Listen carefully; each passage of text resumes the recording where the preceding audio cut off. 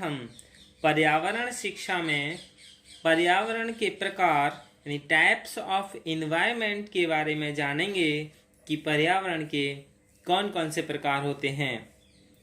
पर्यावरण के निम्न प्रकार हैं। सबसे पहले भौतिक पर्यावरण यानी फिजिकल इन्वायरमेंट। भौतिक पर्यावरण यानी जब केवल प्राकृतिक कारकों की विवेचना करते हैं तो इसे भौतिक पर्यावरण कहा जाता है। Which discussing only natural factors it is called physical environment. यानी भौतिक पर्यावरण क्या हुआ, जिसमें केवल प्राकृतिक कारकों की ही विवेचना करें, यानी जो भी इस संसार में प्रकृति है उस प्रकृति या उस नेचर को ही फिजिकल एनवायरनमेंट कहा जाता है। फिर है भौगोलिक पर्यावरण यानी जियोग्राफिकल एनवायरनमेंट। भौतिक और सांस्कृतिक, जब दोनों ही कारकों और परिदृश्यों के अधिप्रभाव की विवेचना होती है तो इसे भौगोलिक पर्यावरण यानी जियोग्राफिकल एनवायरनमेंट कहते हैं। मतलब जिन उद्देश्यों और परिदृश्यों के आधिक्य की व्याख्या होती है, जिस प्रकार के परिदृश्यों और कारकों को आधारभूत मानते हैं तो उसे पर्यावरण के नाम से ही संबोधित करते हैं। यानी भौगोलिक पर्यावरण में भौतिक और सांस्कृतिक दोनों ही पर्यावरण का मिश्रण है। When both physical and cultural factors and landscapes are discussed, it is called geographical environment. फिर है सांस्कृतिक पर्यावरण यानी कल्चरल एनवायरनमेंट। जब सांस्कृतिक अथवा मानव निर्मित कारकों, भूदृश्यों और कार्यों की विवेचना की जाती है तो उसे सांस्कृतिक पर्यावरण कहा जाता है। When man-made factors, landscapes and works are discussed, it is called cultural environment. यानी कितने प्रकार थे? भौगोलिक पर्यावरण, भौतिक पर्यावरण, सांस्कृतिक पर्यावरण, ग्रामीण पर्यावरण यानी रूरल एनवायरनमेंट, फिर नगरीय पर्यावरण यानी अर्बन एनवायरनमेंट। तो सबसे पहले हम भौगोलिक पर्यावरण के बारे में जान लें कि क्या है। भौगोलिक पर्यावरण के लिए 3 प्रकार से बांट कर जाना है। भौतिक घटक यानी फिजिकल कंपोनेंट्स, जैव घटक यानी बायो कंपोनेंट्स, फिर जलवायुगत घटक यानी क्लाइमेट कंपोनेंट्स।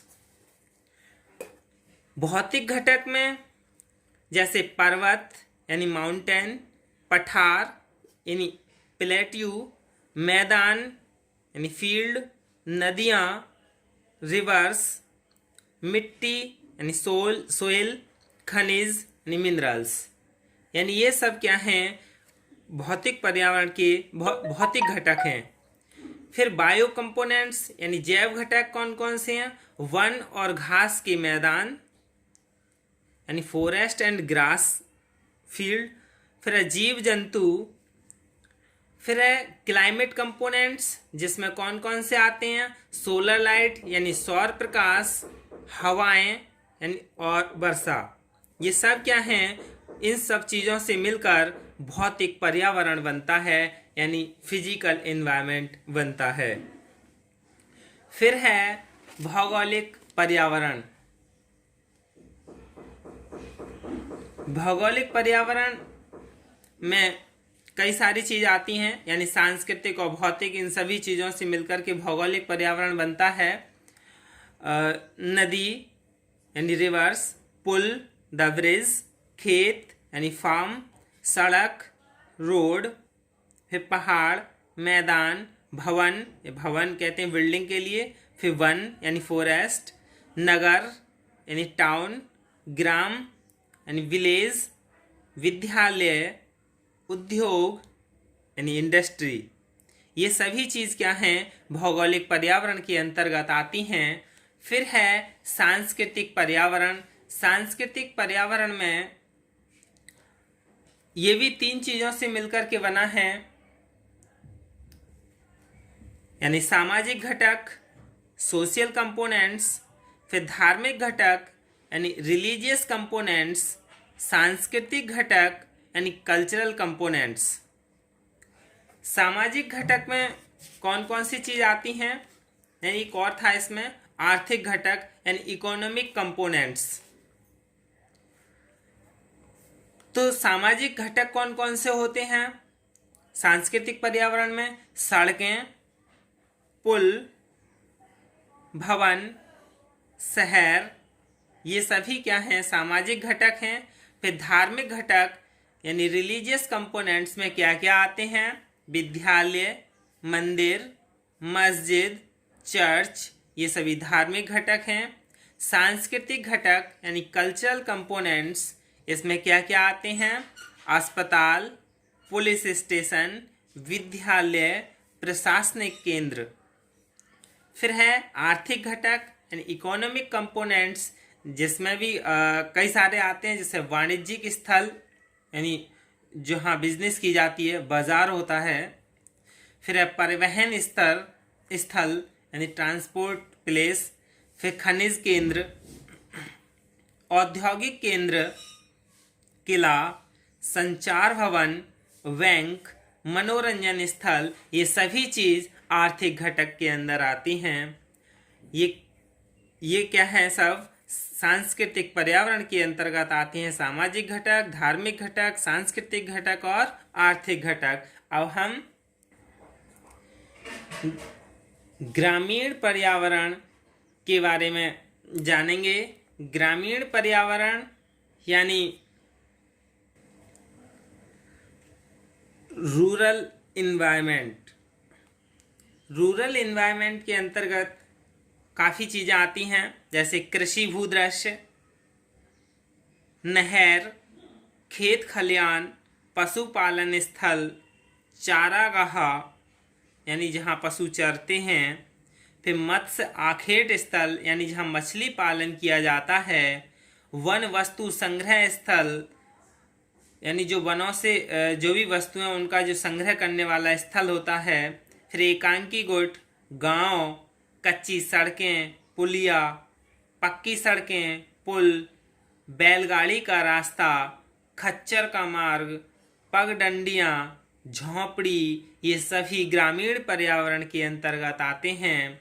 फिर है नगरीय पर्यावरण यानी अर्बन इन्वायरमेंट। अर्बन इन्वायरमेंट में आवासीय समूह यानी कॉलोनियाँ, श्रमिक बस्तियाँ यानी झुग्गी झोंपड़ियाँ, औद्योगिक स्थल, फिर यानी इंडस्ट्रियल जो एरिया होता है शहरों में ही होता है, नगरों में, व्यावसायिक स्थल जहाँ बिजनेस की जाती है, पक्की सड़कें, पुल, बस, टेम्पो स्टैंड, उच्च अट्टालिकाएँ। उच्च अट्टालिकाएँ मतलब यानी ऊंचे ऊंचे मकान। फिर सुरक्षा केंद्र, चिकित्सा केंद्र, शिक्षा केंद्र, पर्यटन स्थल, रेलवे लाइन, रेलवे स्टेशन, हवाई पट्टी और मनोरंजन स्थल, ये सभी नगरीय पर्यावरण ही कहलाते हैं। यानी नगरों में ये सारी चीज़ें होती हैं। भौतिक पर्यावरण जो था वो यदि मनुष्य को इस पृथ्वी से हटा लिया जाए तो जिन प्रक्रियाओं, क्रियाओं और प्रतिक्रियाओं पर कोई अंतर ना आए, उन सब कारकों को भौतिक पर्यावरण के अंतर्गत ही रखा जाता है। मुख्यतः 2 ही तरह का पर्यावरण है, भौतिक पर्यावरण और सांस्कृतिक पर्यावरण, क्योंकि इन दोनों से मिलकर के भौगोलिक पर्यावरण बना है। तो भौतिक पर्यावरण क्या है, यानी यदि मनुष्य को पृथ्वी से हटा लें तो क्या होगा कि जो क्रिया प्रतिक्रिया हैं इनमें कोई अंतर नहीं आएगा, और वो सभी जो कारक हैं वो भौतिक पर्यावरण के अंतर्गत ही हैं, यानी जिसका निर्माण और नियंत्रण मनुष्य से परे है। जो प्रकृति प्रदत्त है यानी प्रकृति के द्वारा दिया हुआ है, वह सब कुछ भौतिक पर्यावरण के अंतर्गत आता है, जैसे सूर्य ताप, ऋतु परिवर्तन, स्थिति, भूवैज्ञानिक संरचना, धरातल, भूकंप, ज्वालामुखी, खनिज, वनस्पति, जलाशय, जीव जंतु ऐसे कारक हैं जो प्रकृति जन्य हैं, यानी प्रकृति के द्वारा दिए हुए हैं। इसलिए उक्त सभी कारकों को प्राकृतिक या मौलिक पर्यावरण के अंतर्गत ही रखा जाता है, और प्राकृतिक पर्यावरण को हम भौतिक पर्यावरण ही कहते हैं। और दूसरा मुख्य कौन सा था? सांस्कृतिक पर्यावरण यानी कल्चरल एनवायरनमेंट। इसमें तो पता ही है कि सांस्कृतिक पर्यावरण मानव निर्मित पर्यावरण है।